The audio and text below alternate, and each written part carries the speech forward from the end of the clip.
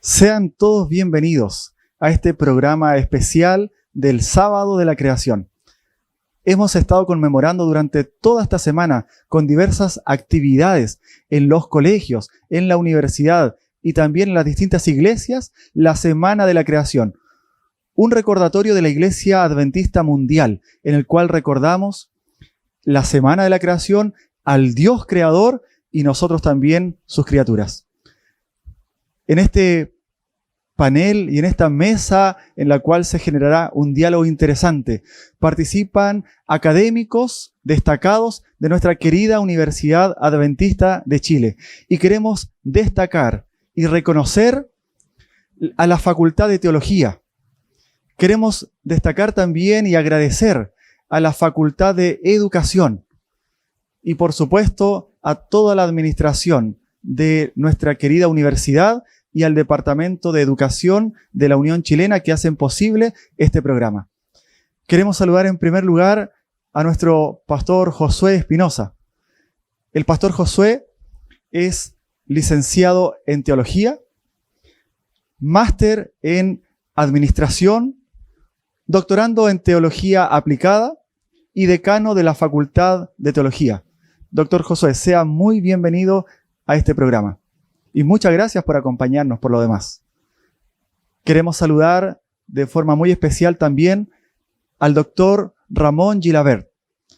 El doctor Ramón es de profesión médico, licenciado en lengua hebrea, doctor en medicina y docente de la Universidad Adventista de Chile.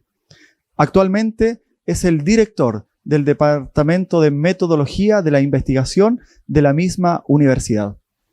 Seguimos presentando en nuestra mesa de conversación a un científico joven, nuestro amigo Óscar Salgado. Óscar es profesor de Biología y Ciencias, tiene una mención en Ciencias con mención en Microbiología, también tiene un magíster en Ciencias Biológicas y actualmente cursando un doctorado en Ciencias Biológicas. Y quien conducirá esta mesa de conversación será el profesor Alejandro Marchand. Profesor Alejandro es docente de Biología y Ciencias Naturales, es también magíster en Ciencias, mención Botánica, y actualmente director de posgrados y director de la carrera de Pedagogía en Biología y Ciencias Naturales. Sean todos bienvenidos y muchas gracias por acompañarnos. Los adventistas del séptimo día son un pueblo de esperanza. Nosotros miramos hacia el presente, pero nuestra mirada también está en el futuro y en la eternidad con la venida de Jesús. Pero para creer en la venida de Jesús y en la eternidad, nosotros necesitamos creer en la creación, porque si no hubo creación como fue presentada por la Biblia, no habrá recreación como está apresentada en la Biblia. Los dos mensajes están conectados. E é por isso que el dia 24 de outubro, cada igreja adventista tendrá a oportunidade de celebrar o sábado de la criação. Uma oportunidade para celebrar, pero também para enseñar e reafirmar nossa confiança en el mensaje bíblico de que todo começou com el Senhor e pronto lo encontraremos viniendo en las nubes de los cielos.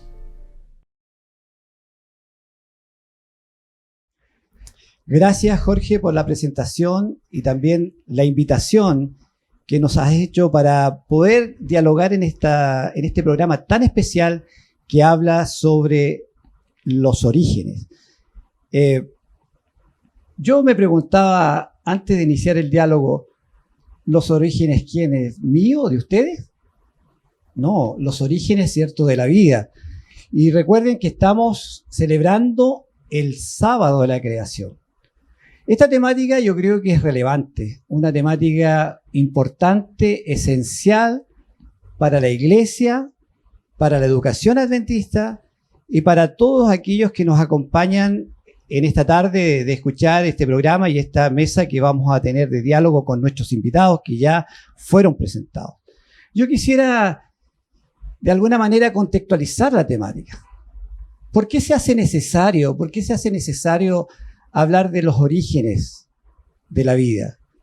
Josué, ¿qué piensas tú en relación a a esta semana de la creación en función, ¿cierto?, de la conversación que vamos a tener sobre los orígenes de la vida. Bueno, desde el punto de vista bíblico-teológico, saber nuestro origen, de acuerdo a cómo está relatado en las Escrituras, es básico. Sin tener claridad respecto al origen, como está descrito en Génesis, todo el fundamento teológico y doctrinario adventista y cristiano en general se derrumba. Porque es el libro de Génesis que nos relata y nos cuenta de que hay un Dios creador, el establecimiento del sábado y el ciclo semanal que nosotros respetamos y guardamos. También no habría caída, ¿no?, en el pecado, ni la necesidad de un plan de salvación, de un redentor, y una cantidad de otros problemas. Por eso es muy, muy importante que nosotros tengamos claridad en este tema y tengamos un sólido fundamento respecto a nuestro origen, el origen de la vida, del mundo y la acción de Dios que está detrás de este origen. Gracias, Josué. Evidentemente que tú nos has dado una visión teológica del por qué conversar sobre nuestros orígenes. Ramón, desde tu perspectiva como médico, doctor en medicina, ¿qué piensas tú con respecto a la temática que hoy nos convoca en esta tarde? Mira, los orígenes son una de esas preguntas que todos los seres humanos nos hacemos. Y básicamente al final tomarás dos posiciones. Una de ellas, o el origen es casual, es fruto del azar, estás aquí por unas leyes azarosas, apareció la vida, apareció este mundo, apareció este sistema solar, aparecieron todas las galaxias, las leyes físicas lo gobernaron todo y ellas solas se autorregularon. Posible. Otra posible explicación es, no creo que el azar haya sido posible que haya creado todo esto y considero que hay una acción providencialista de un ser que nos trasciende, de algo que nos trasciende, de alguien que nos trasciende. O sea, el ser humano siempre se enfrenta a esta misma pregunta. ¿De dónde vengo? Porque si no sé responder a esta pregunta, tampoco sabré responder a dónde voy.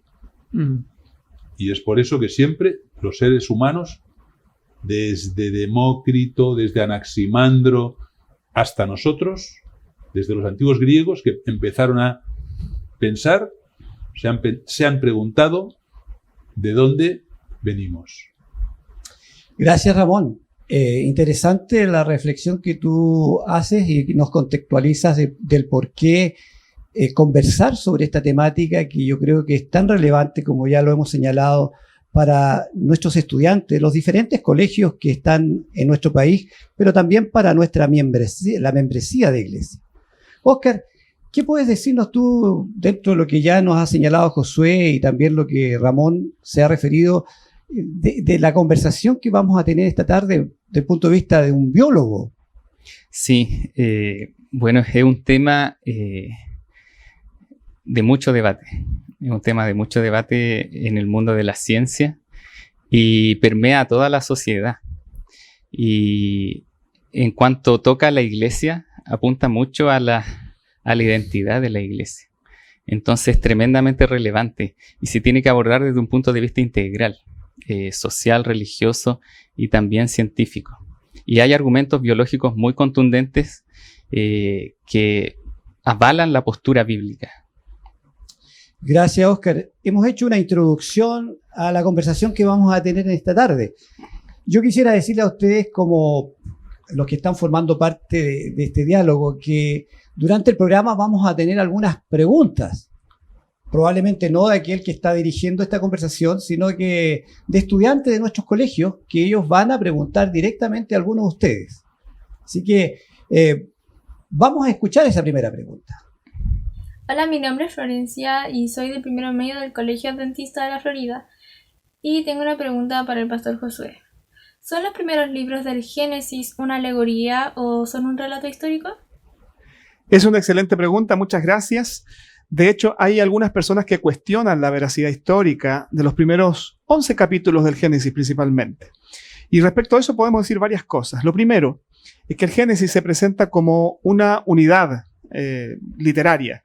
el capítulo tiene, o el libro tiene una coherencia interna a nivel gramatical, de sintaxis y como relato. No hay marcadores que hagan diferencia entre esos primeros 11 capítulos y los demás. Es decir, entre el capítulo 1 y el capítulo 50 hay una coherencia y hay un relato, digamos, ininterrumpido. Eso por un lado. Hay otros aspectos también que son muy importantes. Uno de ellos tiene que ver con el hecho de que en el Nuevo Testamento hay 200 referencias directas o indirectas relacionadas con el Génesis. Jesús mismo habla del diluvio como un hecho histórico, real, que sucedió. El apóstol Pablo habla de Adán, y así otros autores del Nuevo Testamento dan por hecho que el Génesis es histórico. Así que desde el punto de vista de la coherencia interna de la Biblia, es un hecho. Ahora, la Biblia tampoco se dedica a tratar de probar el hecho histórico del Génesis, porque es un libro que en realidad tiene un propósito espiritual, y debemos aproximarnos a él primeramente por medio de la fe. Pero, desde el punto de vista de lo que hemos mencionado, de su coherencia interna, es algo muy, muy, muy sólido. Ahora, también podemos nosotros explorar en los hallazgos históricos, refiriéndonos, por ejemplo, al diluvio. Hay decenas de relatos en las culturas antiguas que hablan acerca de un diluvio. El mundo se terminó por un diluvio. Y eso también nos da, de alguna manera, un soporte que las grandes culturas tenían este concepto. Ocurrió el diluvio, tomando un ejemplo. Y el origen sobrenatural de la vida humana y del planeta, por supuesto, también coincide con muchas culturas, aunque el relato del Génesis es único y es el más completo que conocemos. Gracias, Josué, por tu respuesta. Por lo tanto, creo que la Biblia tenemos que confiar especialmente en el relato de Génesis, un relato histórico que nos señala los eventos importantes de nuestros orígenes.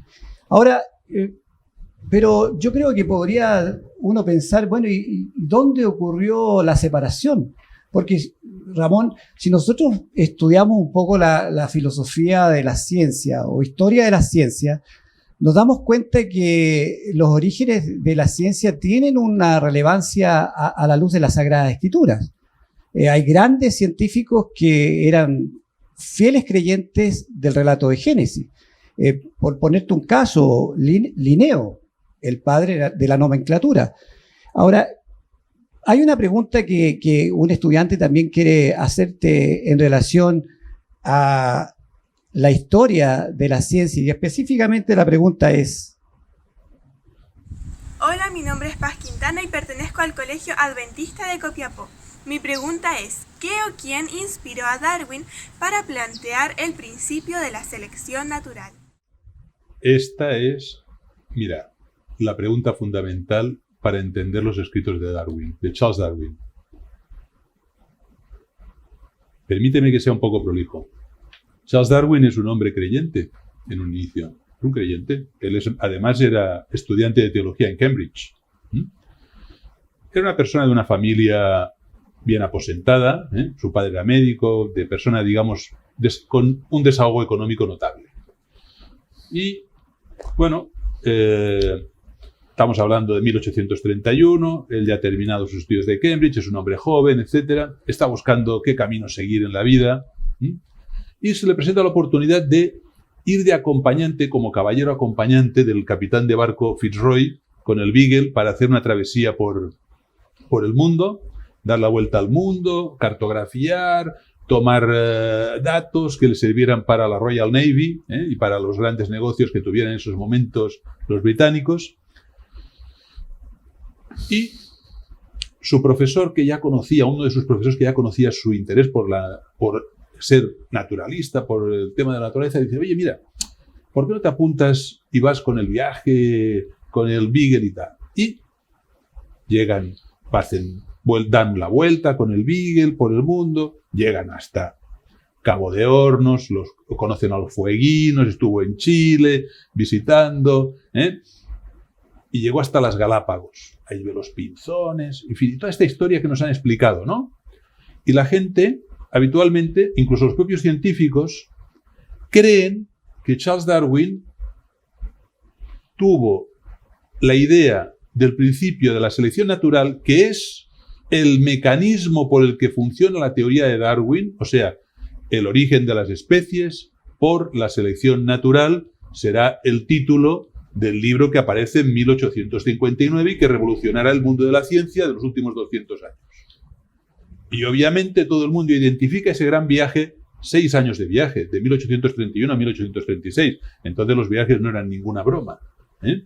Era un viaje científico donde el mismo Fitzroy, el capitán, tenía dudas sobre el creacionismo.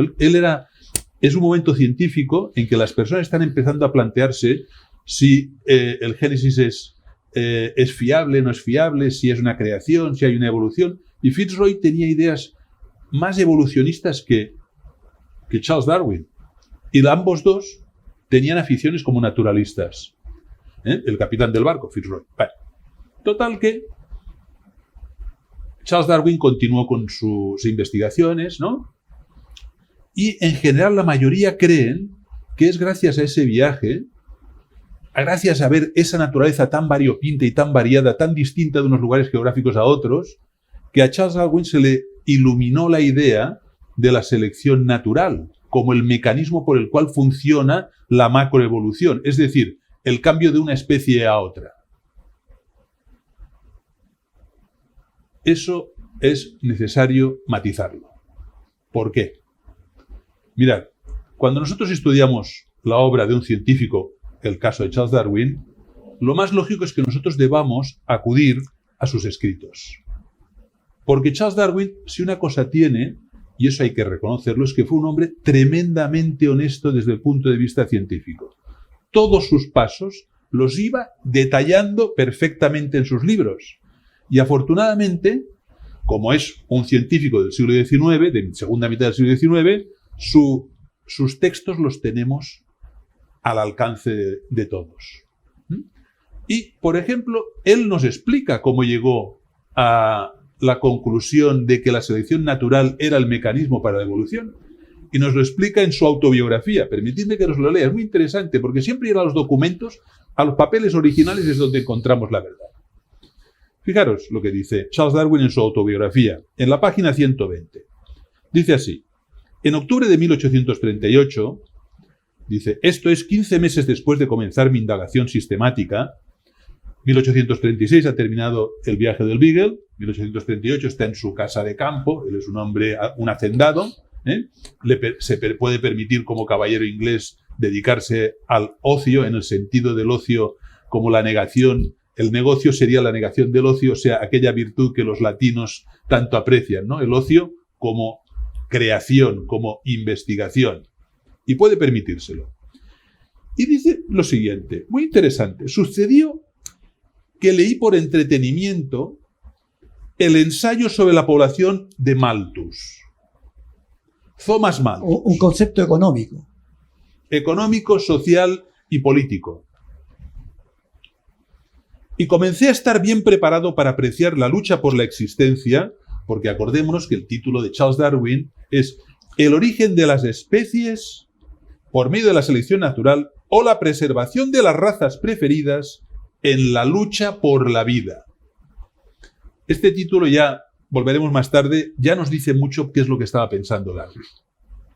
Fijaros lo que dice. Dice, comencé a estar bien preparado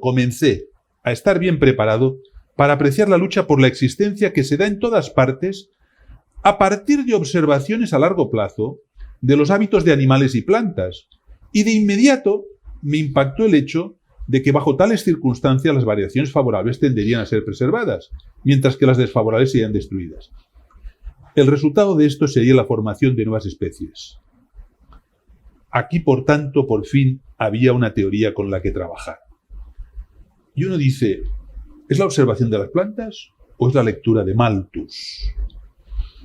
¿O es la lectura de Malthus? Bien.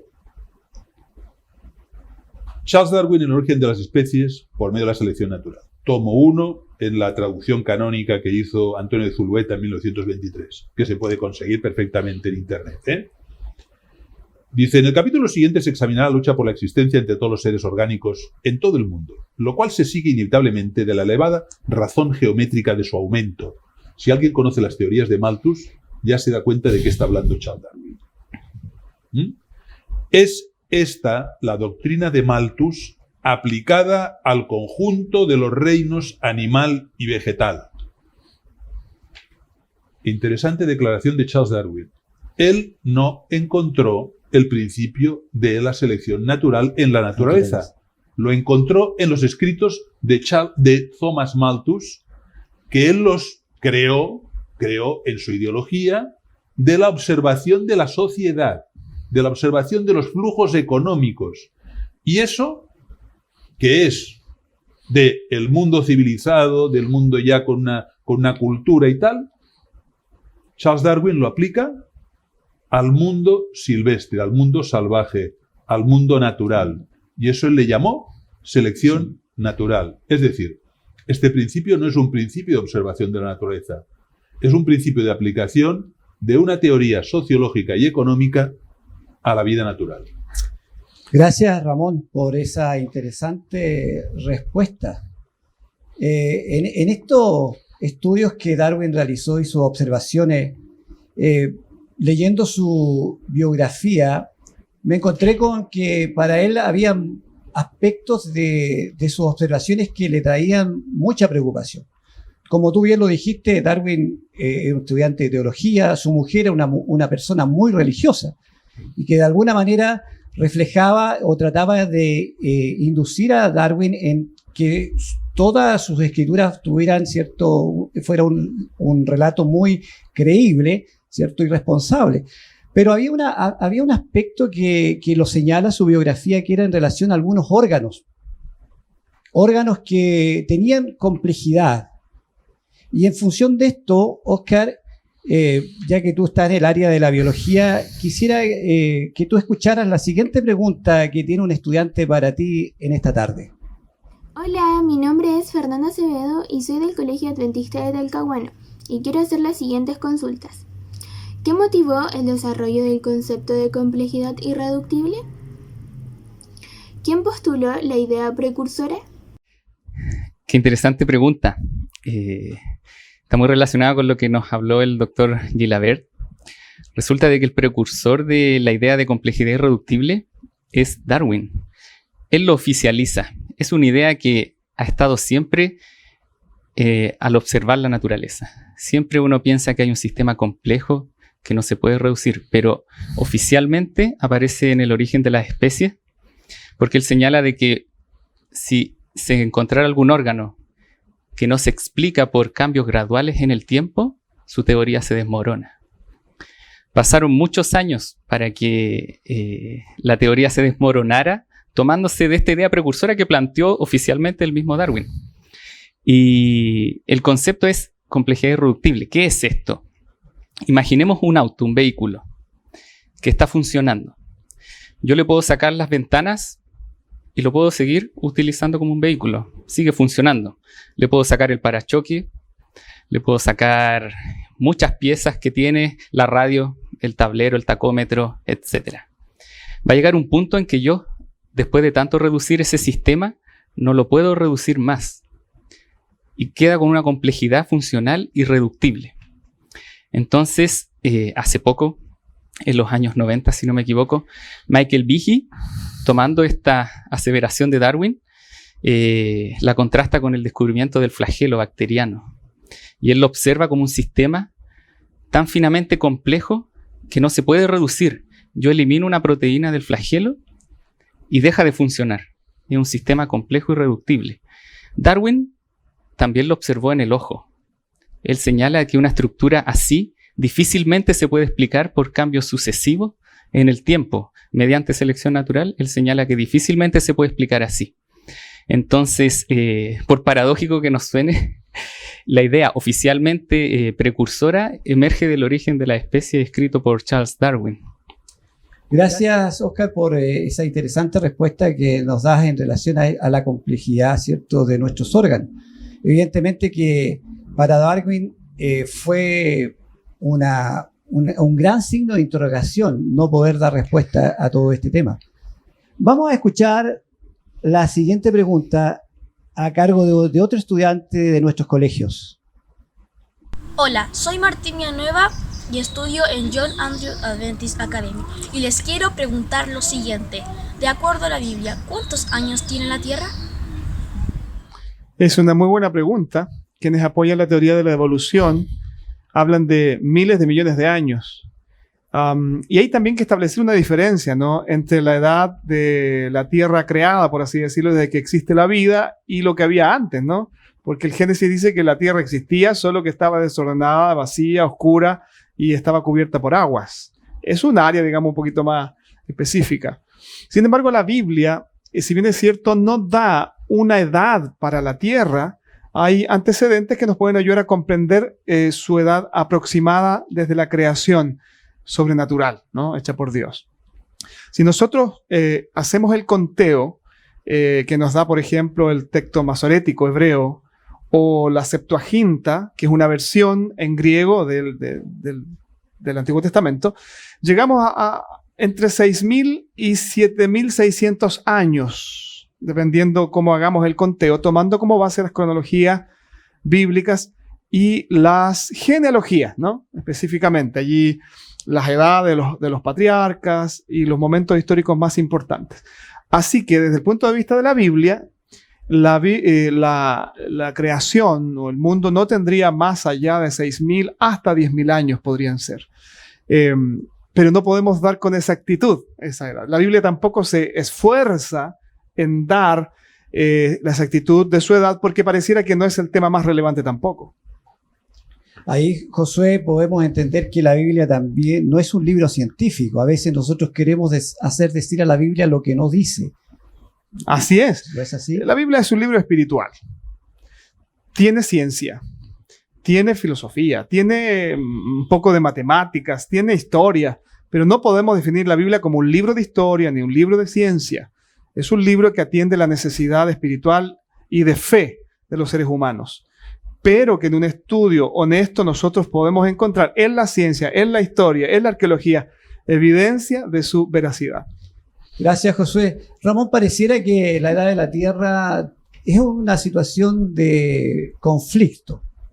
Probablemente Darwin, en este viaje que tú nos relataste, ¿cierto?, cuando se embarcó en el Beagle y realizó esta travesía, observó una diversidad enorme en la naturaleza. Pero pareciera que para poder encontrar una explicación y darle sentido a esa teoría que luego él la escribiría o se traduciría en un libro, tenía que considerar una Tierra muy antigua. ¿Sabes qué? Hay una pregunta de un estudiante, de otro estudiante de nuestros colegios que quiere recibir respuesta. Y la pregunta es... Buenas tardes, mi nombre es Nicolás Ambiado Urrejola. Y mi nombre es Tomás Ambiado Urrejola. Y somos alumnos del Colegio Adventista Santiago Norte. Y dado que estamos en la Semana del Creacionismo, hemos visto interesantes cambios en la naturaleza. Pero a mí me han surgido algunas dudas, ¿y a ti? A mí también me han surgido. ¿Y si le preguntamos a un especialista mejor? Buena idea. ¿Te parece si le preguntamos cuál fue la metodología científica que usó Darwin para observar los cambios de la evolución en la naturaleza? Sí, me parece una buena idea. Esa pregunta tiene mucha miga. ¿Por qué? Estamos en pleno siglo XIX. El método científico ya es algo común entre los científicos. Francis Bacon en el mundo anglosajón, René Descartes en el mundo continental europeo han establecido, con su famoso texto, el discurso del método, ¿no? Para hacer ciencia necesitas un método. No lo puedes hacer de cualquier forma. No puede ser observaciones casuales. No puede ser experiencias que hayas tenido al azar o que en tu devenir de la vida. No. Tienes que establecer una metodología científica para que lo que tú hagas se llame ciencia. Y Darwin lo hace. Darwin tiene un método científico. Y nos lo explica él también en su libro El origen de las especies. Muy interesante. Muy interesante. En la página 5, en la introducción, él dice lo siguiente. Lo leo porque siempre los documentos siempre nos ilustran. Dice, al principio de mis observaciones, me parecía probable que un cuidadoso estudio de los animales domésticos y de las plantas cultivadas ofreciera la mejor probabilidad de aclarar este oscuro problema. Es decir, primero, Darwin, para estudiar la fauna y la flora silvestre, lo hace con animales domésticos y plantas cultivadas. Claro, esto metodológicamente hoy sería inaceptable. Sería inaceptable. O sea, tú no puedes estudiar el comportamiento de los leones mirando a los gatos. No puedes estudiar el comportamiento de plantas salvajes con lechugas cultivadas. Con perdón, es un poco exagerado lo que acabo de decir, pero sí es cierto que él hacía sus investigaciones sobre todo con palomas. ¿Por qué? Porque él era, como muchos caballeros en esa época, también aficionado a la colombofilia. Y tenía oportunidad de hablar con colombófilos. Los colombófilos hacen selección de razas, fuerzan la selección de razas pues para tener pues diferentes colores o tener diferentes aspectos las palomas, y las pueden forzar. Y entonces, claro, hay cambios dentro de las palomas.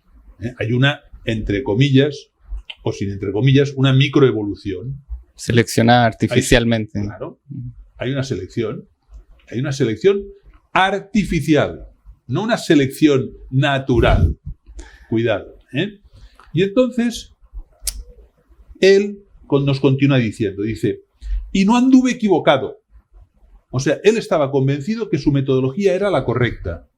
En este y en todos los demás casos de perplejidad, he encontrado invariablemente que nuestro conocimiento, por imperfecto que sea de la variación por medio de la domesticidad, daba el mejor y el más seguro norte. O sea, él aplica lo que es una situación vital absolutamente contraria a lo que es la vida natural, que es una vida artificial, la vida de los animales domésticos, de las plantas cultivadas, y lo aplica a la vida salvaje. Dice, yo osaría expresar mi convicción del alto valor de estos estudios, aunque hayan sido muy comúnmente descuidados por los naturalistas. Es decir, nos encontramos que su metodología científica no corresponde con el objeto de su investigación. Él está hablando de plantas cultivadas, está hablando de animales domésticos, y lo que él encuentra en ellos lo infiere a la vida salvaje. Esto, en metodología científica hoy, el alumno sería calificado con un 0. Entonces, no podría haber sido publicado su artículo en los tiempos actuales. Si nosotros hubiéramos enviado ese artículo a alguna revista científica, probablemente no hubiera sido rechazado. Totalmente. Ahora, es interesante, hemos escuchado los planteamientos de cada uno de ustedes y yo quisiera un poco, Óscar, volver un poco a lo que es la biología moderna. Tú estás en un área de investigación, por lo que hemos conversado, tú trabajas con bacterias. Sí. ¿Cierto? Cianobacterias. Sí. Cianobacterias termófilas, ¿cierto? Que viven en ambiente, en aguas calientes. Sí, en termas, que en Chile hay bastantes. Y es interesante ver que esos organismos, del punto de vista de los conceptos evolutivos, son organismos muy primitivos.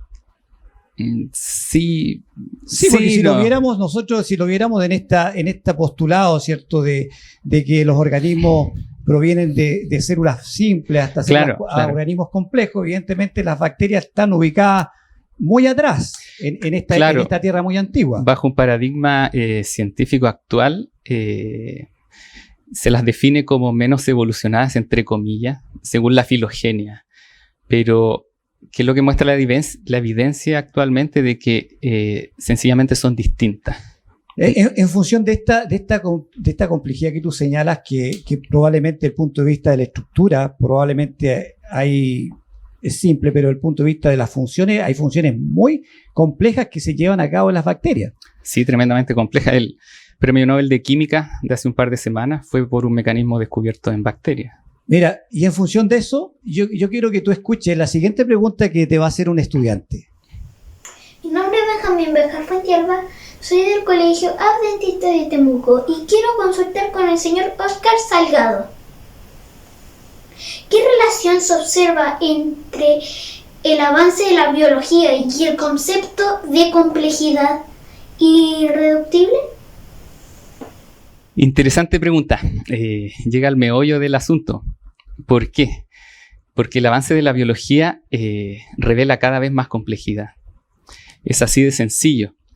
¿Qué es lo problemático, entre comillas, de esta complejidad que se descubre día a día en la ciencia en general, pero en mi ámbito, en el área de biología? Que la complejidad robustece la idea de complejidad irreductible. Es decir, se descubrió el flagelo, se vio cómo funcionaba, y a través del tiempo se ha visto de que más proteínas, más vías sintéticas están asociadas, y el sistema es aún más complejo de cuando se lo descubrió. Con el ojo pasa lo mismo. Hasta el día de hoy se lo está tratando de comprender, y se ha visto que cada vez que más se lo estudia, más preguntas surgen. Muchas preguntas sin respuesta hasta el día de hoy. Pero sin lugar a dudas el sistema es más complejo de cómo se lo descubrió.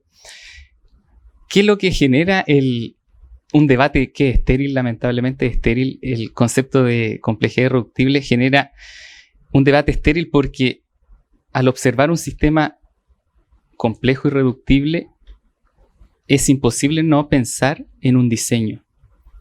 Es imposible no pensar en alguna intención. Es decir, con el ejemplo del auto. Yo le puedo sacar los vidrios, las ventanas, el parachoque, el tacómetro, etc. Si le saco el carburador, deja de funcionar, ¿ya? Entonces, alguien tuvo que haber pensado en un sistema como un todo. Y la evolución, hoy en día se descarta el darwinismo, estamos en un paradigma neodarwinista donde hay otras fuerzas evolutivas que contribuyen. Aún así, estas otras fuerzas no logran explicar un sistema de esa complejidad porque aparenta haber emergido súbitamente en la historia natural. Y eso no cabe dentro de ninguna fuerza evolutiva que hoy en día argumenta la ciencia. Entonces, es interesante porque mientras más avanza la biología, más nos invita a pensar en un diseño, en un diseñador. Y esto genera un debate muy estéril, muy aguerrido entre las comunidad científica que en su mayoría es atea versus la comunidad científica minoritaria que es creyente, porque los invita a creer en un diseñador. Ahora, en función de eso, cuando nosotros miramos un poco el entorno científico en el cual se desarrolla la biología, hay muchos, no voy a decir muchos, pero hay investigadores que han abandonado esta idea de la evolución y están buscando otra explicación. Están buscando otro camino para entender nuestros orígenes. Nosotros hay publicaciones interesantes en revistas y libros que se han hecho para poder dar una explicación diferente a lo que la evolución nos postula. Sí. Entonces, nosotros hemos conversado esta temática en función de nuestros orígenes. Yo quisiera ahora hacer un corte e invitarles a una parte musical. ¿Qué les parece que podamos escuchar una parte musical de nuestros estudiantes para poder descansar y tener la segunda ronda y final de las preguntas y la conversación de esta tarde? Amén.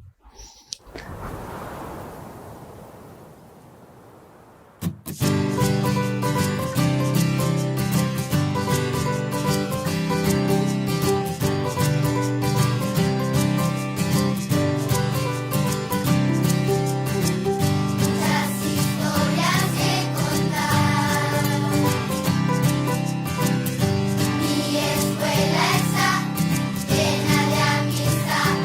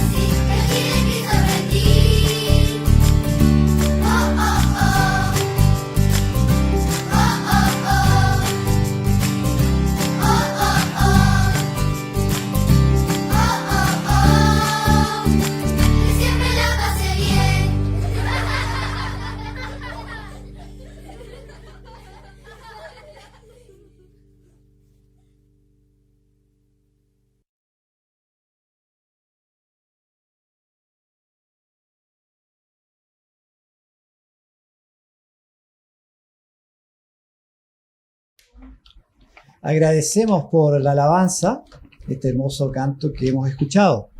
También agradecemos a ustedes que están formando parte de todo el público oyente de esta mesa de diálogo. Esperamos que los conceptos que se han desarrollado en la primera parte puedan ser de utilidad y que de alguna manera nos lleven también a repensar la importancia de la creación y especialmente en relación a nuestra fe. El sábado de la creación nos estamos desarrollando esta mesa de conversación junto a nuestros invitados. Óscar, tú habías finalizado con este tema de la complejidad irreductible, ¿cierto? Importante, y la biología. Hoy el mundo que nos toca vivir, hay conceptos que tienen que ver específicamente con el relato bíblico, Josué. Probablemente, como tú ya lo señalaste, no siendo un libro científico, la Biblia es un libro espiritual que de alguna manera nos muestra el camino hacia la salvación, en este caso hacia la persona de Jesús. Pero evidentemente este libro tiene elementos y tiene ideas que nos pueden ayudar para poder comprender mejor nuestros orígenes. Y yo quisiera que tú pudieras escuchar la pregunta que va a hacer un estudiante de nuestro colegio. Escúchala atentamente. Mi nombre es Camila Rebolledo, alumna de cuarto medio del Colegio Adventista de Talca, y mi pregunta es para el pastor Josué. ¿Es posible que los días de la creación sean simbólicos y representen periodos mucho más largos de tiempo? Una muy buena pregunta también, como las anteriores. Hay personas que han tratado de hacer encajar de alguna manera el relato de la creación en el paradigma evolucionista, y la verdad es que eso no es posible. El relato de la creación es un relato muy específico e intencionado. Por ejemplo, cuando habla de los días de la creación, habla de días de 24 horas, de periodos de 24 horas. Habla de la tarde y la mañana del primer día, la tarde y la mañana del segundo día, y así sucesivamente. Es decir, la parte oscura del día y la parte clara del día. Así que no hay confusión. En el lenguaje del relato no hay confusión. Son periodos de 24 horas. Y además hay una serie de otros problemas si nosotros forzamos el texto. Como por ejemplo, si las plantas fueron creadas el segundo día y las lumbreras, el sol y la luna, el tercer día, nos encontraríamos con el cuarto día, perdón, nos encontraríamos con un problema muy grave. Por ejemplo, el tiempo que las plantas sobrevivieron sin realizar fotosíntesis, por ejemplo, si fueran largos periodos de años, no sería posible, no habría sido posible la vida. Otro aspecto es el ciclo semanal que mencioné al comienzo, en la introducción.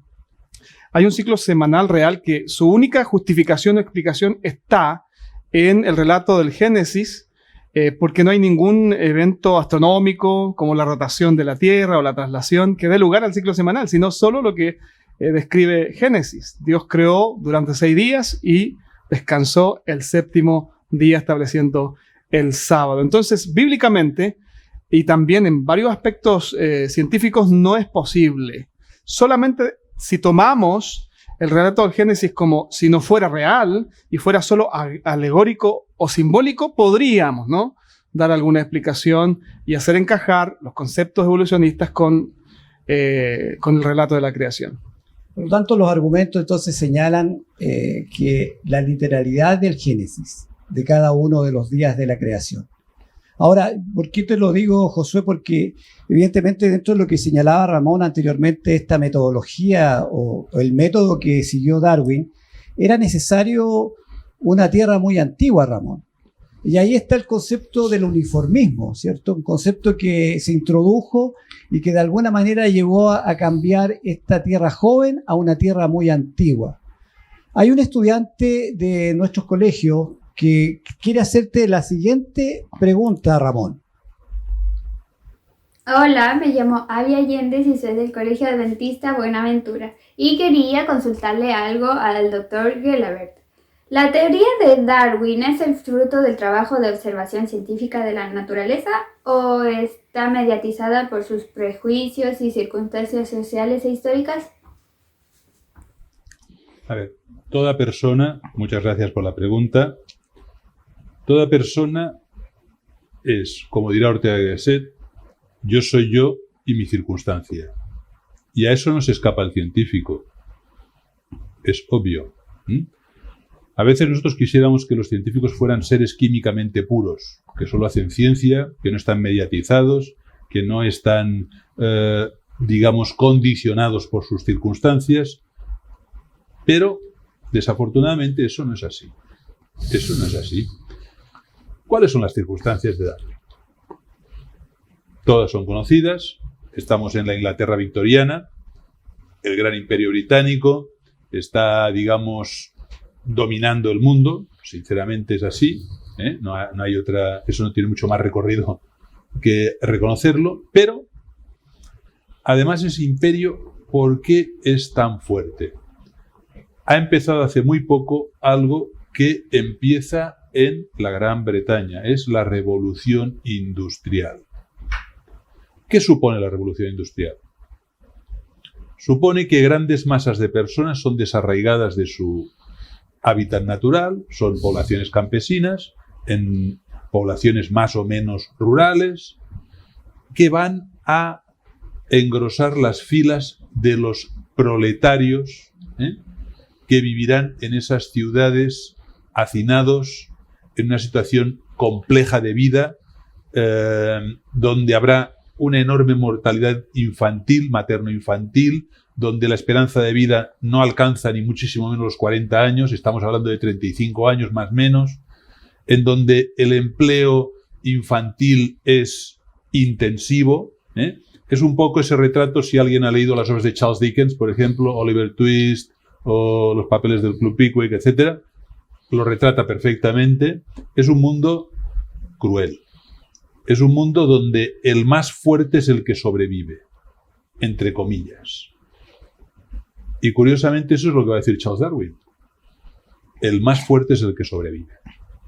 Pero fijémonos, ese maestro que él tiene, en donde él dice, aquí he encontrado un principio yo para investigar, el principio de las teorías de Malthus. Y Malthus, que escribe su gran obra, Ensayo sobre el principio de la población, dice cosas muy interesantes para entender cómo pensaban las clases dirigentes de su sociedad. Porque Malthus influyó enormemente en la sociedad, hasta tal punto que incluso muchos economistas hoy siguen sus teorías, a pesar de que se han demostrado que no funcionaron nunca, pero eso es otra cosa. Fijaros, miraros lo que va a decir, por ejemplo, en un ensayo sobre el principio de la población. Dice así Thomas Malthus, dice: un hombre que nace en un mundo ya ocupado, si sus padres no pueden alimentarlo y si la sociedad no necesita su trabajo, no tiene ningún derecho a reclamar ni la más pequeña porción de alimento. De hecho, ese hombre sobra. En el gran banquete de la naturaleza no se le ha reservado ningún cubierto. La naturaleza le ordena irse y no tarda mucho en cumplir su amenaza. Si ese hombre no logra la compasión de alguno de los invitados, si estos se levantan y le dejan sitio, acudirán enseguida a otros intrusos pidiendo el mismo favor y se perturbará así el orden, la armonía de la fiesta, y la abundancia que antes reinaba se convertirá en escasez. Malthus es el famoso que dice que la población crece en una progresión geométrica y los recursos, los alimentos, solo crecen en una progresión aritmética. Por lo tanto, a medida que va creciendo la población, se va empobreciendo el mundo. Y lo que hay que hacer es, entre otras cosas, propone en su libro, y lo que voy a leer es literal, no es inventado, propone lo siguiente, dice, cuando los pobres acuden, los campesinos acuden a trabajar las ciudades, dicen, no, lo que hay que hacer es que hacer las casas en lugares pantanosos e insalubres. Parece contradictorio, además, Thomas Malthus era un clérigo. Fijaos lo que va a decir. Dice, en vez de recomendarle limpieza a los pobres, hemos de aconsejarles lo contrario. Haremos más estrechas las calles, meteremos más gente en las casas y trataremos de provocar la reaparición de alguna epidemia. Claro, esto dicho en el contexto en el que estamos ahora en el mundo, nos podemos dar cuenta de que es la lucha por la supervivencia más desencarnada. Y ahora es cuando nos acordamos del título de Charles Darwin en su obra, en el subtítulo, perdón, que es muy, muy ilustrativo. Dice, el origen de las especies por medio de la selección natural. Y continúa, o la preservación de las razas preferidas en la lucha por la vida. ¿Qué es lo que está sucediendo realmente? Si tuviéramos tiempo, lo podríamos ver mucho más claro con los escritos de Charles Darwin, lo podríamos ver mucho más claro. Charles Darwin lo único que está haciendo es reflejando su sociedad, y él ve esa sociedad y la ve reflejada en la vida animal, en la vida vegetal. O sea, él ya tiene una idea preconcebida de cómo es el mundo. El mundo es una lucha por la existencia.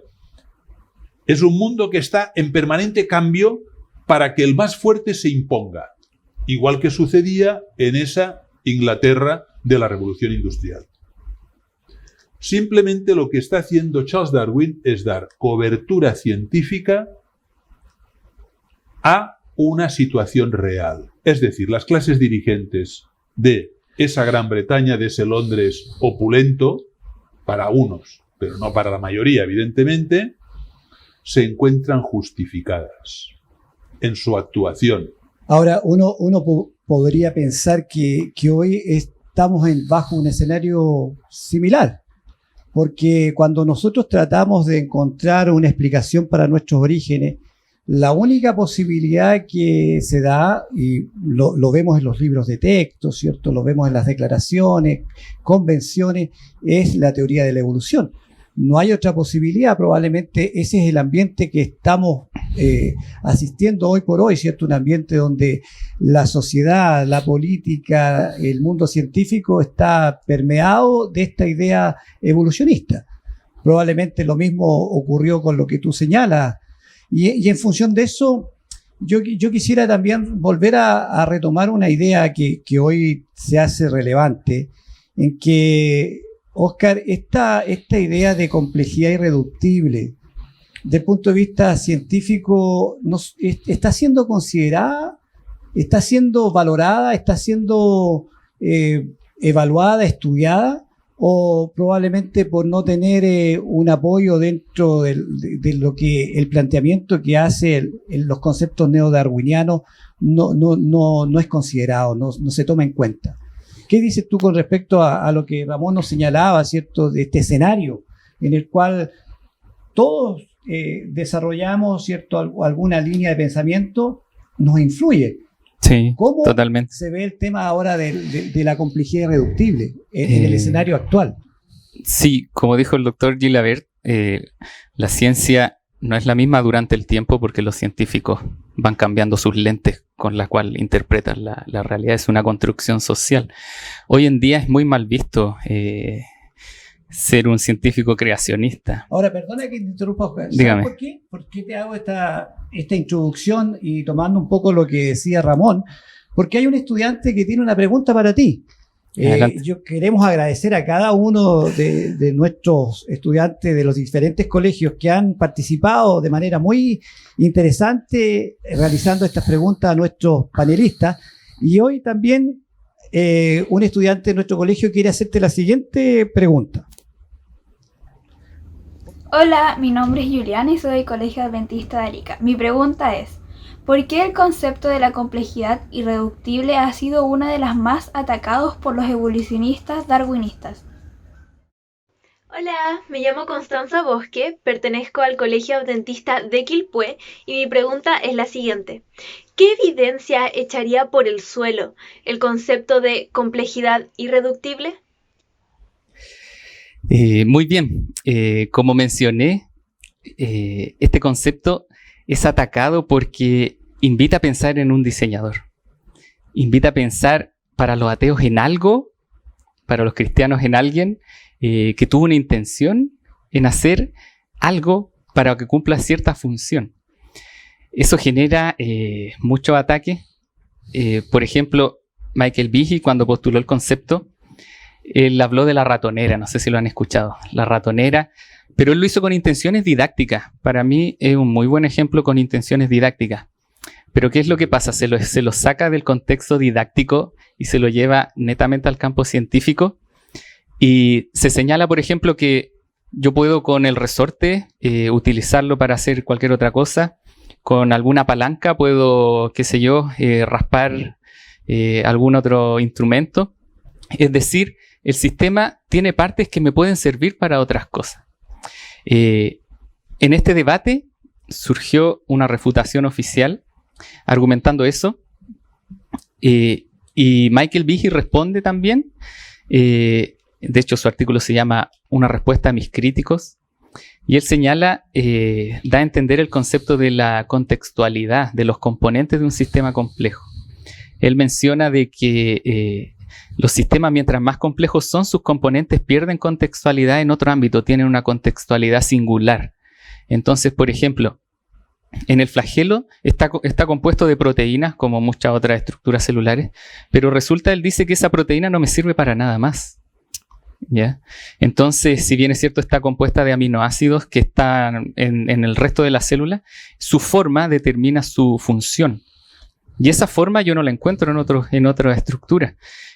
Al nivel de especificidad que se ve, por ejemplo, en el flagelo. Sucede lo mismo con las proteínas que generan la sensación visual en el ojo, ¿ya? O el ejemplo tradicional que se habla de la coagulación. ¿Qué es lo que pasa? Que, por ejemplo, siguiendo con el ejemplo del auto, yo puedo usar el carburador como un martillo, por ejemplo, para golpear algo, pero se ve que no tiene esa intención, esa función original. Y si yo quiero cambiar ese carburador en mi vehículo, tengo que ir a la fábrica de repuesto y pedir el adecuado para mi modelo de vehículo, porque ese componente tiene una contextualidad singular. Esa es la respuesta que muestra que más responde a este ataque tradicional. El ejemplo de la ratonera fue con intenciones didácticas, en mi opinión es un muy buen ejemplo, pero se lo saca de ahí y se lo lleva al mundo científico. Los ejemplos naturales han sido mejores. Ahora, ¿qué derribaría finalmente el concepto de complejidad irreductible? Es que se demostrara que no puede existir un ser intencionado. En el caso de nosotros, tendría que demostrarse científicamente que no existe Dios, para que así nosotros dijéramos efectivamente no hay un diseñador. Y eso sabemos que nunca se va a demostrar. Gracias, Oscar. Estaba recordando, Josué, sí, Ramón, enseguida. Estaba recordando una clase que estaba con mis alumnos de agronomía y entramos en la temática de los orígenes. Les di el siguiente ejemplo, un ejemplo que probablemente no es la ratonera, pero sí lo hice con el reloj en ese momento que yo andaba trayendo. Hoy no uso reloj porque generalmente la hora la consultamos en el celular. Y les pregunté a ellos si ese reloj podría, si yo lo desarmara en sus partes, cada una de las partes que lo componen, ¿cierto? ¿Qué probabilidades tendría si yo lo lanzara tantas veces de que el reloj pudiera quedar armado y funcionando y dando la hora, cumpliendo su función? Y evidentemente los traté de que razonaran un poco en función, ¿cierto?, de esta complejidad irreductible y también un poco viendo todo lo que la teoría de la evolución nos postula, de esta transición de organismos simples a organismos complejos. Y evidentemente que los llevé a pensar. Yo creo que hoy la idea nuestra de esta conversación que estamos teniendo es justamente llevar a la reflexión, llevar a que nuestros hermanos, nuestros estudiantes, los universitarios y el público en general reflexionemos en relación a nuestros orígenes. Muchas veces creemos porque un libro de ciencia lo señala, es un hecho. Y aquí hemos escuchado algunos argumentos que nos dan que pensar que probablemente hay otra explicación para nuestros orígenes. ¿No es así, Ramón? Ahora sí te doy la palabra. Es que lo que ha comentado Jorge me ha hecho recordar algo. Y es que Darwin habla de la complejidad del ojo. Pero Darwin no sabía lo que era la complejidad del ojo. Perdón.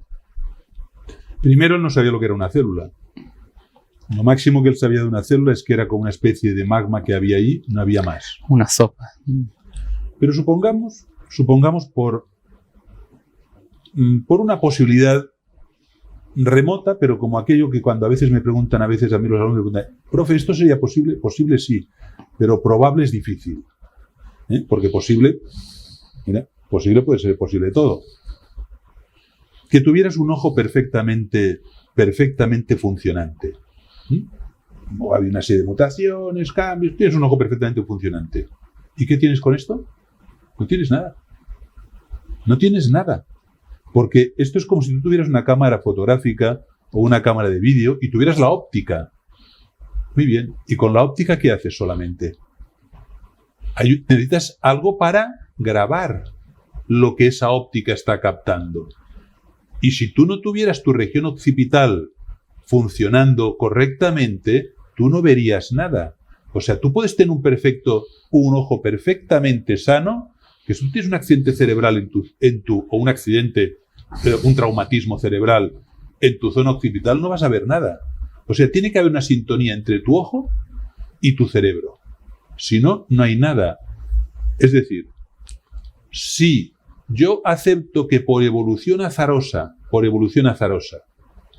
el ojo puede llegar a ser funcionante tal y como tenemos un ojo humano hoy, tengo que aceptar que a la vez, por evolución azarosa, mi cerebro evolucione de tal forma, en sintonía con ese ojo, para poder utilizar esa óptica en su cámara oscura, en su lugar donde las imágenes realmente existen. Porque mis imágenes no es lo que yo estoy viendo, es lo que está en mi cerebro. Claro. O sea, es una improbabilidad. Es una improbabilidad que dos órganos a la vez evolucionaran de forma tan en sintonía que tuvieras un órgano funcionante perfectamente, un ojo con un cerebro. Ahora, de alguna manera, vamos entendiendo por qué fue una gran interrogante para Darwin y que se menciona en su autobiografía, se menciona en su biografía la complejidad del ojo. Sí, yo concuerdo con el doctor en el sentido de que Darwin fue un científico sincero y trabajó bien. Quizás nosotros le atribuimos el sesgo como que es la encarnación del mal al postular la teoría de la evolución. Pero como vemos, él postuló una idea bien argumentada bajo su experiencia de vida, lo que hace la ciencia hasta el día de hoy, lo que hace la comunidad científica hasta el día de hoy. Y él fue sincero al mencionar, por ejemplo, de que hay cosas que si no se explican con cambios graduales en el tiempo, su teoría se desmorona. Al mencionar que no tenía explicación para el ojo, él fue sincero, pudiese haberlo omitido, pero claro, lo menciona. Pero eso no siempre se conversa o se dice en el mundo científico. No, es que Entonces ahí vemos también que hay un cierto sesgo, es decir, a pesar de que la ciencia se dice que es objetiva, ¿cierto? Que es acumulativa, que es confiable, que es comprobable, no siempre lo vemos que se esté haciendo en el plano, ¿cierto?, de explicar nuestros orígenes. Eso es cientificismo. El cientificismo asume que la ciencia es la verdad y eso es ideológico. Claro, es decir, la ciencia también es dogmática a veces. Establecer dogmas que no están comprobados, que no se puede llegar a una comprensión real, pero se establece para poner algún tipo de fundamento y edificar la teoría. Ahora, yo sé que algunos científicos, desde el punto de vista de la filosofía de la ciencia, dicen, bueno, si ya es una teoría, entonces es verdad. Es una forma bastante simplista de decir, bueno, no tenemos respuesta, pero ya está escrito. Sin embargo, yo creo que así como Darwin, en su sinceridad por buscar las respuestas, nosotros también tenemos que buscar las respuestas. La ciencia tiene sus límites y, como ya se ha dicho, todavía tiene que avanzar, perfeccionar métodos y responder mejor a las preguntas. Y algunas jamás va a responder porque están en un ámbito más allá de lo observable y de las ciencias humanas, ¿no? Tiene que ver con lo divino y con lo espiritual. Así es, Josué. Gracias por esa introducción. Porque en el escenario que nosotros nos movemos hoy por hoy, recuerdo un evento importante que ocurrió el año 2019 acá en Chile, con la visita, ¿cierto?, de una de los personajes más insignes dentro de la evolución, a un neodarwinista, Richard Dawkins. ¿Te recuerdas, Ramón, que probablemente todas las conferencias que hubo acá en Chile se agotaron? Se agotaron y muchos accedieron a sus conferencias. Y de alguna manera, cuando uno lee su escrito, ¿cierto?, lo que él publica, hay cierto dogmatismo, tratando de sacarnos la camiseta de este concepto de diseñador o buscando otra postura para explicar nuestros orígenes, uno se encuentra que en la postura de Richard Dawkins hay cierto concepto que también está prejuiciado y un poco dogmático. Ramón, mira, hay un estudiante que quiere hacerte una consulta y la consulta dice así. Hola, mi nombre es Sebastián Castillo, soy alumno del Colegio Adventista de Molina y quiero hacerle una pregunta al Dr. Gelabert. Los neodarwinistas, por ejemplo, Richard Dawkins, también sus fundamentos teóricos, ¿son fruto de la observación de la naturaleza o están mediatizados por sus prejuicios y circunstancias sociales e históricas? Buena observación. Y debo responder a las dos sí. Sus conclusiones son de la observación de la naturaleza, de sus observaciones y de su mediatización. Las dos son sí, igual que podríamos responder con Darwin. Es lo mismo, las dos son sí. Richard Dawkins es un personaje muy interesante porque es un individuo muy agudo intelectualmente. Eso hay que reconocerlo. Es un hombre que va al hueso con los temas, ¿eh? Y es radical en sus posiciones. Y como es radical, también es muy honesto en expresarse. Y seguro que vosotros habéis escuchado de su obra más importante, El gen egoísta. Es un título muy interesante, porque dice, el gen egoísta, las bases biológicas de nuestra conducta. Nuestra conducta es egoísta.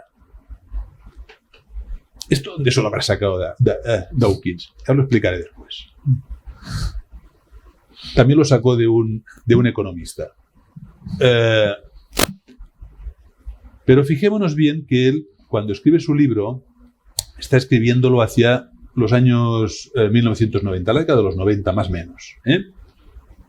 Y entonces no sabíamos nada sobre la epigenética, pensábamos que había genes basura, cromosomas basura, ¿eh?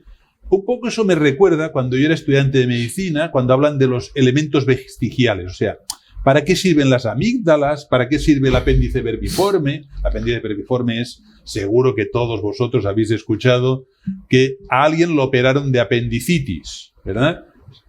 En el intestino en el intestino grueso aparece un apéndice allí y los médicos, hasta no hace tantos años, pensaban que eran órganos superfluos. Eran apéndices vestigiales, o sea, de los vestigios de nuestros ancestros. Pero eso era por nuestro desconocimiento, porque no sabíamos para qué servían esos órganos que sí sirven para nuestra inmunidad. Son órganos esenciales para nuestra inmunidad, ¿eh? Las amígdalas antes, había una facilidad para quitársela a los niños espantosa, y lo que dejaban era una faringitis crónica casi todos ellos, ¿eh?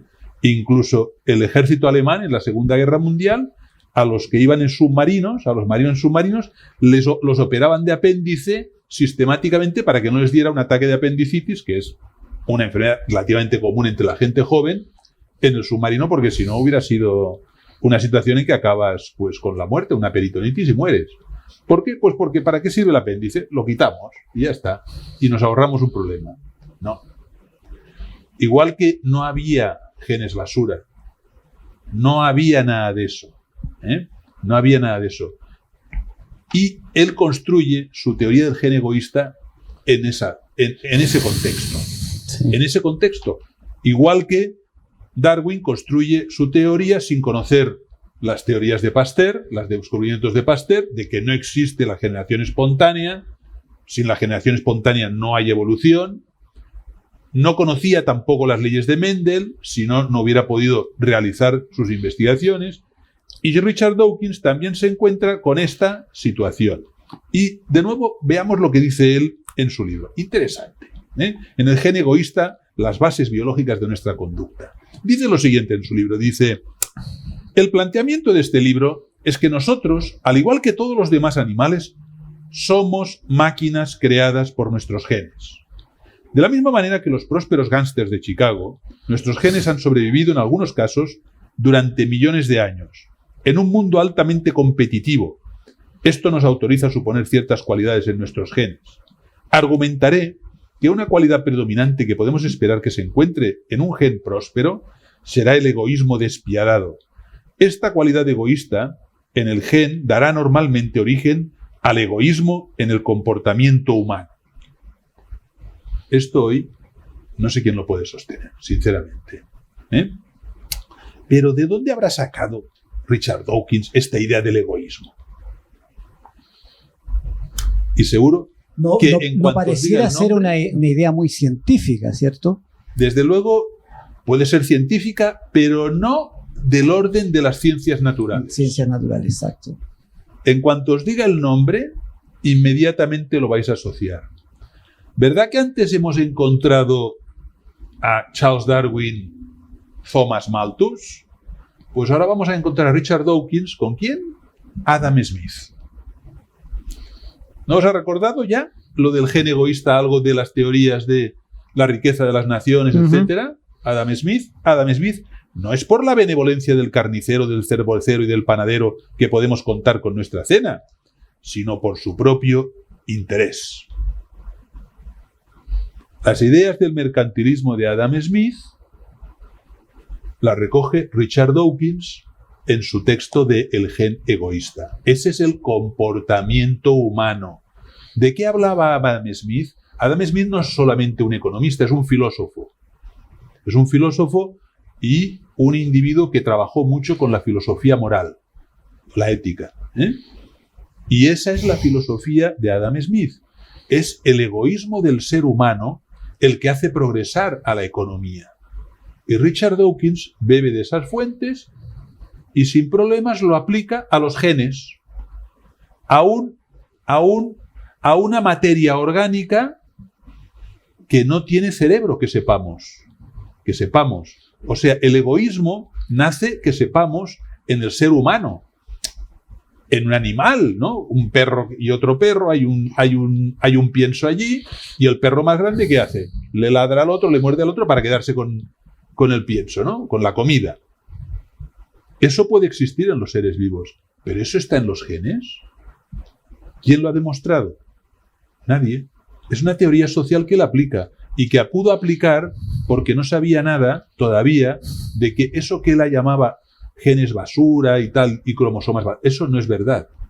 Eso ahora sabemos que cuando incluso en el mundo de la ciencia decimos que hemos mapeado el genoma humano, eso es una irrealidad.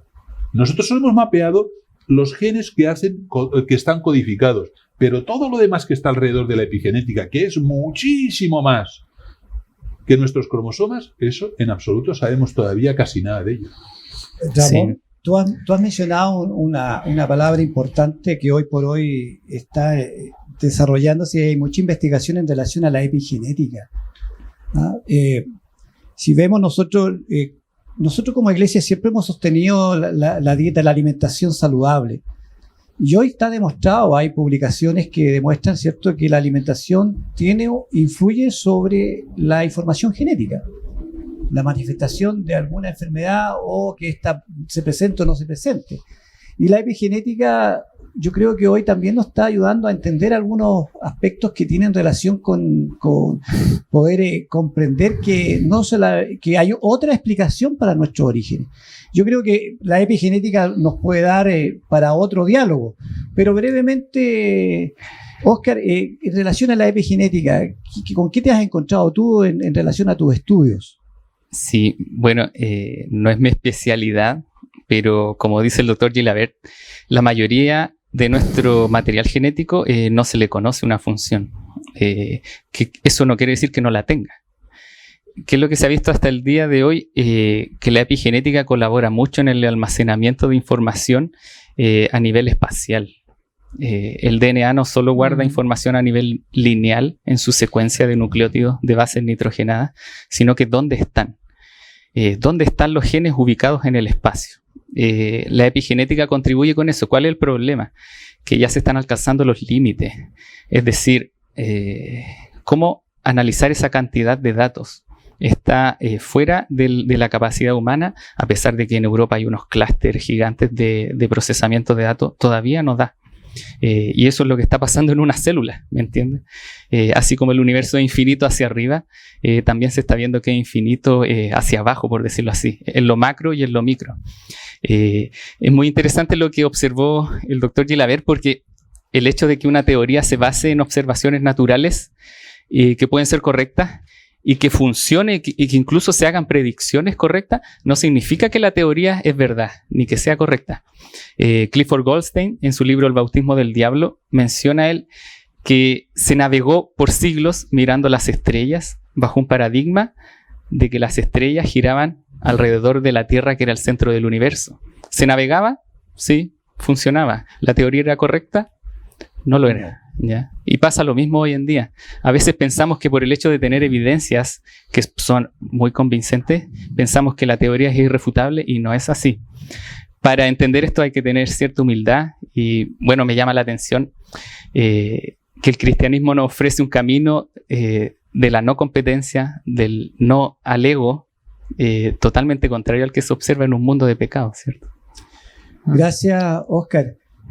Josué, ya estamos finalizando la conversación de esta tarde y yo quisiera colocarte en un dilema, porque evidentemente tú sabes que los estudiantes nos han hecho muy buenas preguntas. Agradecemos nuevamente a cada uno de ellos por participar con nosotros, pero también hay una pregunta que siempre aparece en este tipo de conversación. Y este estudiante quiere consultarte lo siguiente. Hola, Pastor Josué, mi nombre es Valentina Bayay, soy del segundo medio B del Colegio Adventista Temuco. El día de hoy le tengo una pregunta que quizás muchas personas tienen y no encuentran la respuesta, y quisiera saber si usted nos puede dar la respuesta según lo que la palabra de Dios dice. Y la pregunta es, ¿por qué existe tanto dolor, muerte y sufrimiento en el mundo si Dios lo creó todo bueno? Creo que es una pregunta que todos en algún momento nos hemos hecho o nos repetimos mucho. Y la Biblia tiene la explicación. La verdad es que la Biblia no hace muchos rodeos. Explica de que Dios creó un mundo perfecto, a un ser humano a imagen de Él, con la capacidad de amar, con la libertad, con la capacidad de progresar y desarrollar sus facultades, pero se introdujo el pecado. El pecado, una condición en términos generales de separación de Dios, de la fuente de la vida. Y al estar el ser humano ahora separado de la fuente de la vida, está condenado a muerte, ¿no? Y no a la muerte temporal, a la muerte eterna. Pero junto con el término de la vida, por así decirlo, al que quedó condenado el ser humano y bueno, la vida en general, está el deterioro que produce el pecado en las facultades humanas y también en todos los sistemas, y todo se dañó. Entonces, finalmente, la muerte, el dolor, la enfermedad, la injusticia, la violencia, la soledad, el egoísmo, no necesariamente el gen egoísta, son parte de esta realidad. Lo que sí es muy importante es que nosotros, además que entendamos esa descripción del origen del mal, del origen del dolor y la muerte, comprendamos también cuál es la solución a ese problema que está planteado en las Escrituras. La venida de Cristo a este mundo, su encarnación, era parte de un plan en donde el Señor vino a conquistar de alguna manera el reino de la muerte, ¿no? Para salvar al hombre. Y en el propio nombre de este Mesías, Jesús, está explícita su misión. Él viene a salvar. ¿De qué? Del pecado y su consecuencia final.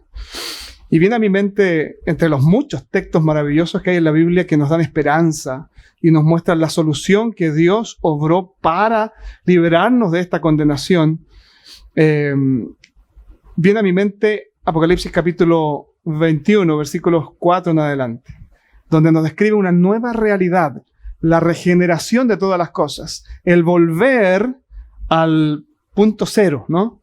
Antes de la caída del hombre. Y allí dice el texto: enjugará Dios toda lágrima, acabará con la tristeza. Y no habrá más muerte, y no habrá más clamor, ni dolor. Y podríamos sumar otros apelativos, porque las primeras cosas pasaron. Y luego describe allí Juan, por medio de la visión que el Señor le da, una realidad totalmente distinta, donde no hay muerte, no hay dolor, no hay injusticia, donde el hombre vivirá en paz, en donde Dios estará con ellos, dice. Dios estará presente, así como Adán y Eva veían a Dios, porque los visitaba todas las tardes. De la misma manera, entonces, en ese futuro que el Señor ya diseñó, que ya planificó y que lo cumplirá, porque Dios no fracasa en sus planes, en ese futuro nosotros tendremos ese privilegio, esa oportunidad, donde todo lo que hoy nos causa tristeza, desolación, nos hace sentir mal, nos causa crisis existencial, dejará de ser. Y podremos desarrollarnos en plenitud y en felicidad, ¿no?, eterna con Dios. Yo creo que eso es lo que debe alentarnos a nosotros. Gracias, Josué. Bueno, ya estamos finalizando esta mesa de conversación. Espero que para nuestros hermanos, los estudiantes tanto de media básica y también universitarios y público en general, podamos haber entregado algunos elementos que los ayuden a la reflexión. Hoy enfrentamos un mundo bastante inquietante, no solamente desde el punto de vista de lo social o político, sino que también desde el punto de vista de lo científico. Una postura que no considera otras explicaciones. Y hoy hemos tratado de conversar una temática para poder comprender que puede existir o existe otra teoría que nos permitiría a nosotros comprender nuestros orígenes. Yo quisiera compartir con mis amigos panelistas la siguiente idea y quisiera que brevemente ustedes, para despedirnos ya de esta conversación, pudieran hacer su reflexión desde cada uno del campo de acción de ustedes. Nosotros estamos celebrando el sábado de la creación. Al inicio de este programa señalábamos la importancia vital de esta conversación y traer esta temática a nuestra iglesia y también para nuestros colegios. Y hay una frase que escuché de uno de nuestros líderes que dice que sin creación no hay recreación o no hay salvación. Y me gustaría que ustedes, desde su campo de acción, pudieran ayudarme, ¿cierto?, a entregar algunos elementos que nos ayudaran a concluir y cerrar la presentación de esta tarde, brevemente. Óscar. Mientras más se avanza en biología, mientras más se descubren cosas, más se maravilla el observador, más se piensa en el origen, de dónde viene esta belleza, de dónde viene esta complejidad. Cada pregunta que se responde levanta 10 preguntas más. Frente a eso solo queda decir, ¿lo acepto o no lo acepto? Ese es el trasfondo, ese es el problema. Aceptarlo tiene implicancias tremendas, sobre todo en la vida del cristiano, porque Apocalipsis 14 nos invita a adorar al Creador. Eso está en la médula de nuestra identidad como adventistas. Es decir, yo tengo que creer en el relato del Génesis como lo que es, como nos explicó el pastor, como un relato literal. En el Adán, en el primer Adán, al ver al primer Adán, inmediatamente tengo que pensar en el segundo Adán, el Adán que me da vida eterna y que es una persona que yo, si hubiese vivido hace 2000 años, lo hubiese podido tocar. Así de relevante el tema de la creación. Yo invito a toda la iglesia a no tener dudas, sino que a aceptar, y yo le aseguro que el Señor responderá a esa fe. Gracias, Óscar. Ramón, tu tiempo. Quisiera volver a reflexionar sobre el inicio. ¿De dónde venimos? ¿Azar o providencia? Creo que estoy aquí por casualidad, porque las leyes, la materia, en ella hay unas leyes universales que conducen a pasar desde un punto infinitesimal en un mundo, en un universo que hizo una explosión. Al final hubo un globo terráqueo, el planeta azul, que hizo surgir la vida. De lo inorgánico se pasó a lo orgánico, de lo orgánico se pasó de formas de vida absolutamente simples a formas extraordinariamente complejas, de la no inteligencia se pasó a la inteligencia, y todo eso lo hizo la materia. O tengo otra explicación, y creo que eso no es posible en la materia, que mis posibilidades científicas no me permiten establecer que eso sea posible. no es probable. Quizás no es más probable que haya un ser infinito que ha tenido el suficiente amor de crear la vida. O sea, yo lo que invito a nuestros estudiantes es que ejerzan el pensamiento crítico. No se crean ni tan siquiera lo que hemos explicado nosotros aquí, sino que vayan a las fuentes, lo estudien por su cuenta y decidan por sí mismos. Porque en la educación no queremos gente, no necesitamos gente que piensen unos por otros, sino necesitamos que la gente piense por sí misma. Como dijo muy bien Ellen White, no meros reflectores de otros en su pensamiento. Ese es el principio que nos tiene que regir siempre. Utilizar vuestra capacidad crítica y decidid, sed honestos con vosotros mismos. Gracias, Ramón. Yo estaba pensando en lo siguiente. Hace algunas semanas atrás me encontré con un artículo de un periódico de circulación nacional que describía los resultados de una encuesta internacional que se hace muchos años. Y hay algunos hallazgos que me impresionaron. Y una de las cosas interesantes que aparecía en ese estudio es que antes de la pandemia, los conceptos que más las personas repetían o pensaban eran desarrollo personal, éxito, estatus económico, cultura, salud, seguridad social, que son cosas que creo que a todos nos interesan.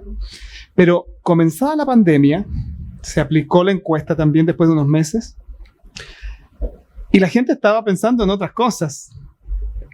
Estaba pensando en la muerte y en la vida.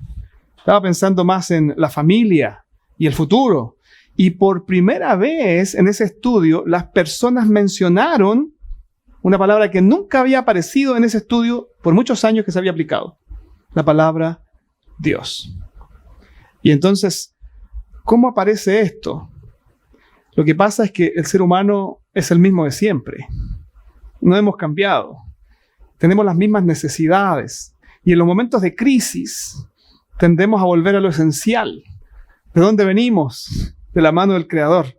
Entonces, en esta crisis, yo creo que, además de las inmensas complicaciones que nos ha traído a nuestro estilo de vida, hay una oportunidad también para todos nosotros. Y la oportunidad es a volvernos a conectar con aquel que nos creó, con aquel que tiene la vida, es la fuente de la vida, y puede también ayudarnos a sobrellevar estas pruebas, estas cargas, pero también nos ofrece un futuro mejor.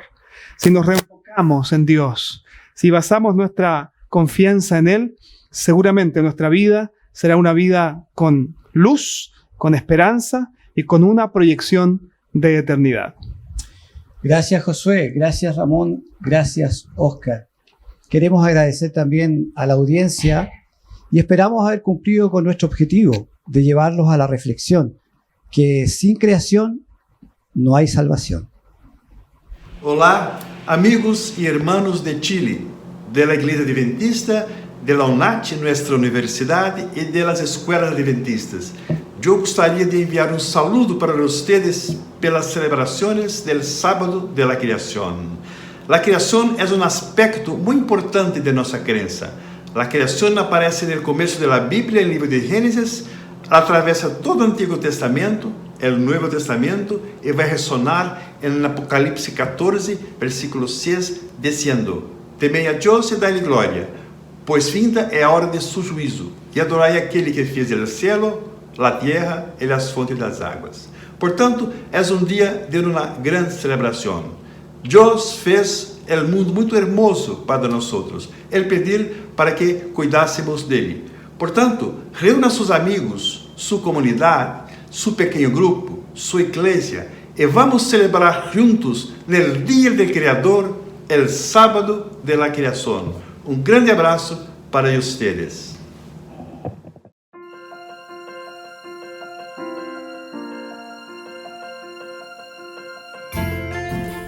Muy bienvenidos a este programa especial de conmemoración a nuestro Creador. Hoy es sábado y estamos aquí en la Universidad Adventista de Chile. A mi lado izquierdo tenemos aquí el templo y detrás de mí está la biblioteca. el conocimiento de las ciencias humanas y el conocimiento de Dios. El mundo ha tratado de separar estos edificios, pero en nuestra institución, la única universidad creacionista del país, estos edificios están juntos.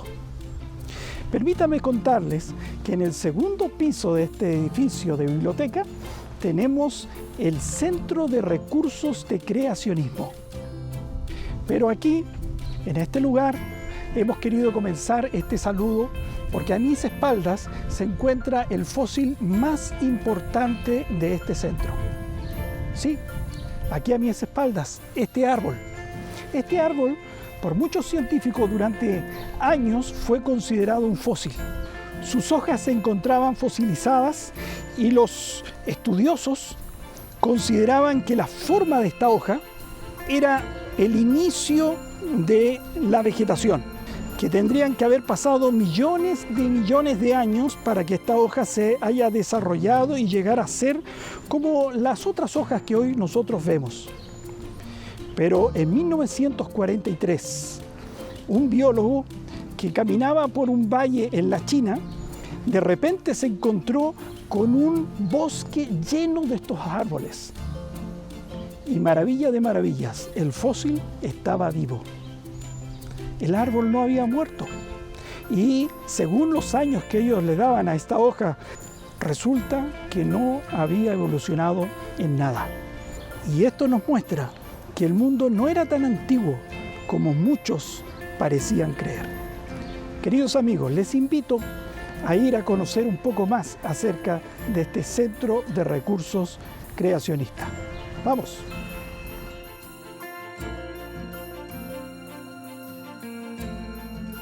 ¿Qué es un centro de recursos creacionistas?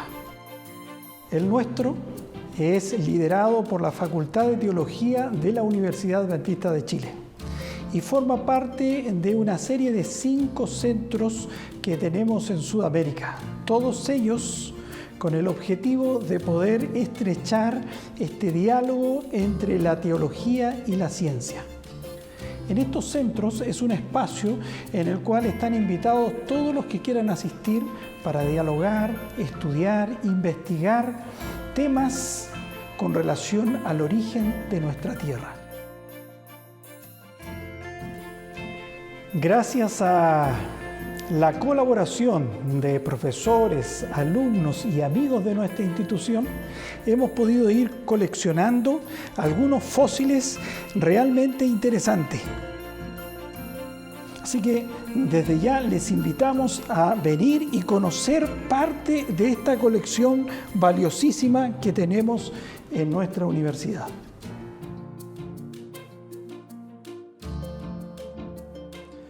Bueno, apreciados amigos y hermanos, después de haber conocido un poquito acerca de nuestro Centro de Recursos Creacionistas, al despedirme quiero dejar con ustedes una invitación y un desafío. La invitación es que puedan venir acá a la universidad y conocer nuestro Centro de Recursos Creacionistas. Y el desafío es que ustedes en su iglesia, en su colegio, en el Club de Conquistadores puedan apartar quizás un espacio y formar un mini centro de creacionismo. Qué interesante sería poder tener un lugar donde puedan coleccionar evidencias de un creador y de esta manera poder tener en su iglesia o en su colegio un lugar para compartir su fe. No te olvides, una invitación y un desafío. El Señor te bendiga.